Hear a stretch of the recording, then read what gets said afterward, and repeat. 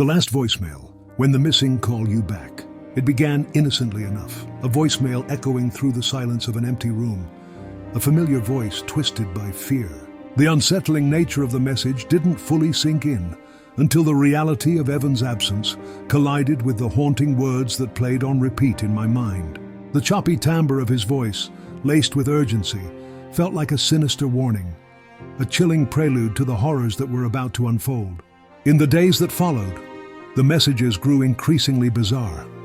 Each voicemail descended deeper into madness, dragging me along.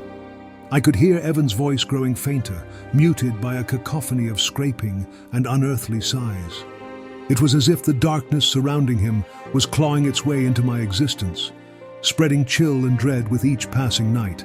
I had to decode the messages, convince myself they were mere figments of a frayed mind, yet I couldn't shake the underlying fear that they carried a truth I was not ready to face. Outside, the world continued its careless march, while I remained a prisoner to my own home. I could feel eyes on me, shadows lurking at the edges of my vision, thirsting for my compliance.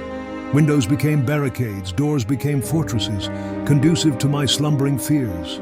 But as the messages persisted, they where my face echoed in a voice that was once so dear to me, I spiraled deeper into despair, while the grotesque possibility of what lay beyond my safe haven twisted my reality. It wasn't insanity, it was survival. Each knock at the door transformed into a chilling reminder of what lay just outside, a taunting specter masquerading as my best friend.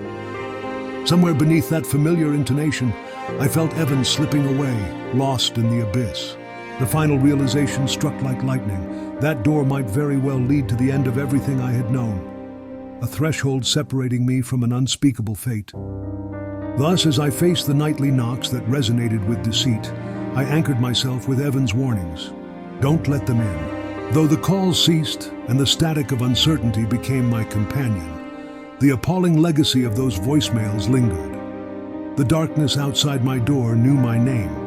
It echoed with a mocking familiarity that paralyzed my every move. Somehow, I had lost more than just my friend. I had lost myself in the echoes of dread. So heed this caution. If the voice of the lost calls to you, silence is your best ally.